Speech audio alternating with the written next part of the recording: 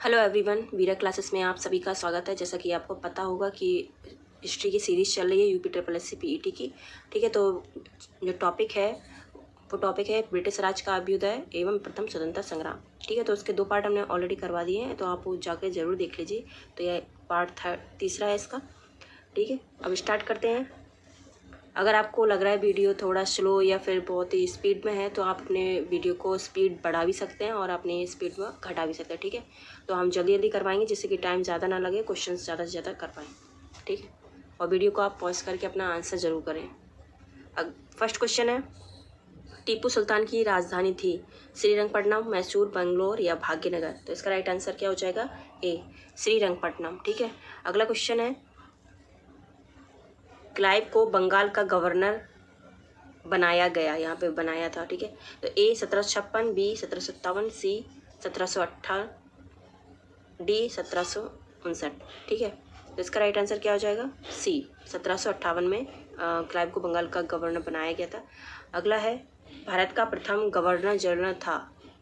ध्यान रखना है, पूछा है भारत का। ठीक है, अगर बंगाल होता तो अलग हो जाता, दूसरा हो जाता, और यहाँ पे पूछा है भारत का प्रथम गवर्नर जनरल पूछा। ठीक है, तो Warren Hasting, Cornwallis, William Bentinck या फिर लॉर्ड कैनिंग? तो इनमें से कौन सा सही है? भारत का प्रथम गवर्नर जनरल, या फिर कह सकते हैं भारत का प्रथम वायसराय भी बोल सकते हैं। ठीक है, अगर गवर्नर जनरल नहीं होगा तो प्रथम वायसराय भी हो सकता है इधर, तो दोनों ही एक हैं। तो इसका राइट आंसर हो जाएगा विलियम बेंटिक। अगला है, द्वैध शासन नीति को किसने समाप्त किया? द्वैध शासन नीति को किसने समाप्त किया? Lord Mountbatten, Curzon, Warren Hasting या लॉर्ड रिपन? इसका राइट आंसर क्या हो जाएगा? इसका राइट आंसर है वारेन हेस्टिंग। द्वैध शासन नीति किसने समाप्त किया था? Warren Hasting. लगाया किसने था, ये आपको कमेंट बॉक्स में बताना है। अगला क्वेश्चन है, अंग्रेजों का सर्वाधिक विरोध किसने किया था? अंग्रेजों का सर्वाधिक विरोध किसने किया था? राजपूतों ने, मुगलों ने, सिखों ने या मराठों ने? तो इसका राइट आंसर हो जाएगा मराठों ने। ठीक है, मराठों ने अंग्रेजी का सबसे ज़्यादा विरोध किया था। 6 क्वेश्चन है, प्लासी का युद्ध 1757 में अत्यधिक ऐतिहासिक महत्व का था, क्यों था? ये पूछा है क्यों था। ए, इसने भारत में फ्रेंच शक्ति का अंत कर दिया। बी, इसने बंगाल में ब्रिटिश वर्चस्व के लिए मार्ग प्रशस्त किया और उसके बाद संपूर्ण भारत पर ब्रिटिश नियंत्रण के लिए रास्ता खुल गया।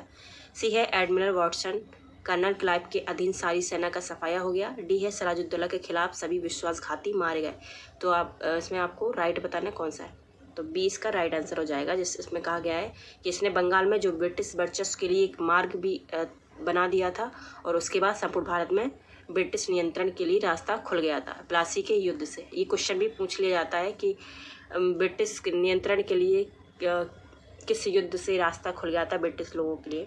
तो ये प्लासी का ही युद्ध है। अगला क्वेश्चन है,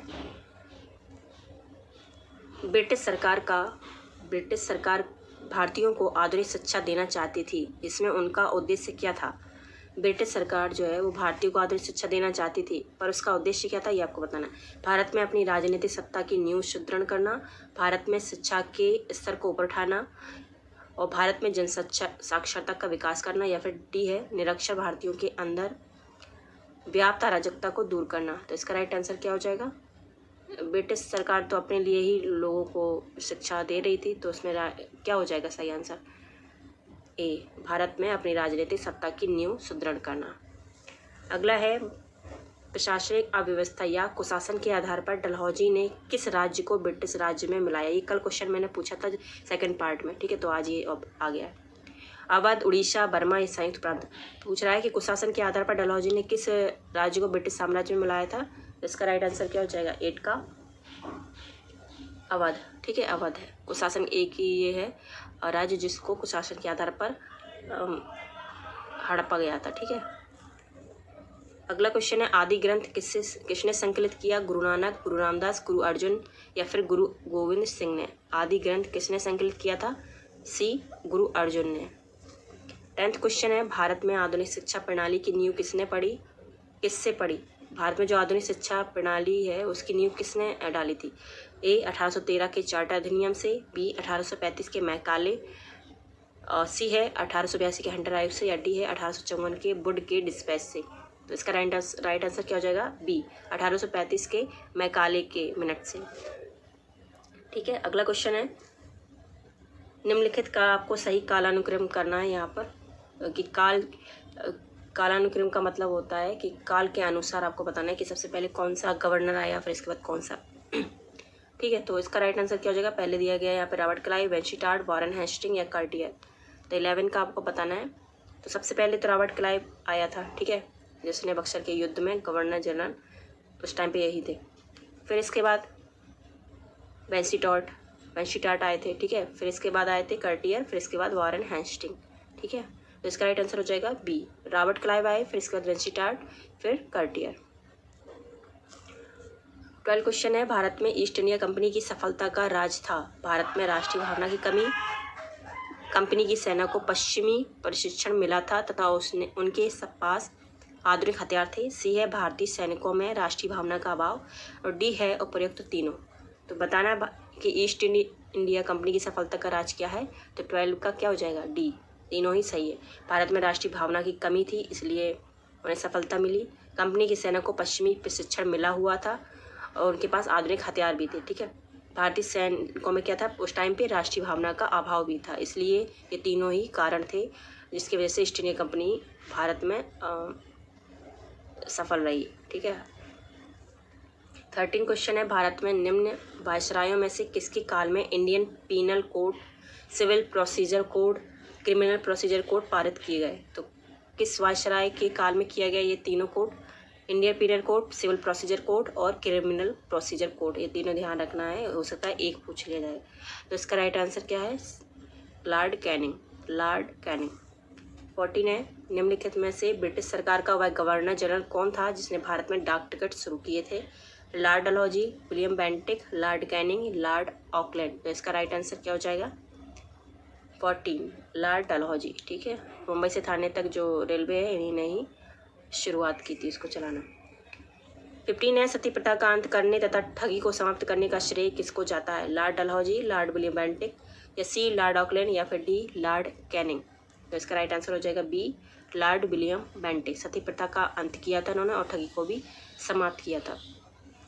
नेक्स्ट क्वेश्चन है, निम्नलिखित में से अवध के स्वायत्त राज्य का संस्थापक कौन था? निम्नलिखित में से जब अवध स्वायत्त राज्य था तो उस टाइम पे संस्थापक कौन था? शुजाउद्दौला, सादत खां, इन्हें बुरहान उल मुल्क भी कहते हैं, सफदर जंग, या फिर शेर खां। तो इसका राइट आंसर क्या हो जाएगा?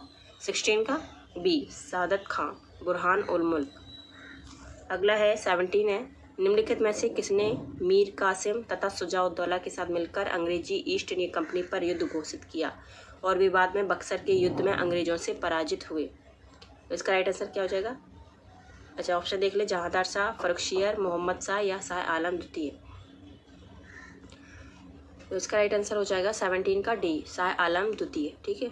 ये तीनों मीर कासिम, शुजाउद्दौला और शाह आलम द्वितीय, इन्होंने मिलकर अंग्रेजी ईस्ट इंडिया कंपनी से युद्ध किया था और बक्सर के युद्ध में ये सब पराजित हो गए थे। 18 क्वेश्चन है, ईस्ट इंडिया कंपनी और बंगाल के नवाब के बीच जब प्लासी का युद्ध हुआ उस समय मुगल सम्राट कौन था? अजीजुद्दीन आलमगीर, अहमद शाह, अजीजुद्दीन आलमगीर द्वितीय, मोहम्मद शाह या शाह आलम द्वितीय। तो इसका राइट आंसर क्या हो जाएगा? प्लासी के युद्ध के समय मुगल सम्राट कौन था? अजीजुद्दीन आलमगीर द्वितीय। 19 क्वेश्चन है, ईस्ट इंडिया कंपनी के नेतृत्व में रॉबर्ट क्लाइव का उत्तराधिकारी निम्नलिखित में से कौन था? बेंटिक, कॉर्नवालिस, हेस्टिंग्स या वेलेस्ली। तो इसका राइट आंसर क्या हो जाएगा? 19 का सी, हेस्टिंग्स, ठीक है। रॉबर्ट क्लाइव के बाद कौन आया था? हेस्टिंग्स। लास्ट क्वेश्चन है 20, नवाब सिराजुद्दौला एवं ईस्ट इंडिया कंपनी के बीच संघर्ष का प्रमुख कारण था? ए, अंग्रेजों ने सिराजुद्दौला की राज्यारोहण का विरोध किया, बी, अंग्रेजों ने व्यापार छूटों का दुरुपयोग किया, सी, अंग्रेजों ने बंगाल में फ्रांसीसियों के उपनिवेश चंद्रनगर पर हमला किया, या डी, काला कारावास जिसे ब्लैक होल भी कहते हैं की घटना का होना। तो क्या कारण था जब सिराजुद्दौला और ईस्ट इंडिया कंपनी के बीच संघर्ष हुआ? तो इसका राइट आंसर 20 का क्या हो जाएगा? बी, अंग्रेजों ने व्यापार छूटों का दुरुपयोग किया था, इसलिए ये संघर्ष हुआ। तो फिलहाल इस वीडियो में इतना ही, मिलते हैं नेक्स्ट पार्ट में जल्दी से। वो वीडियो कैसे लगा कमेंट करके जरूर बताएं, लाइक शेयर एंड सब्सक्राइब जरूर कर लें। Thank you so much.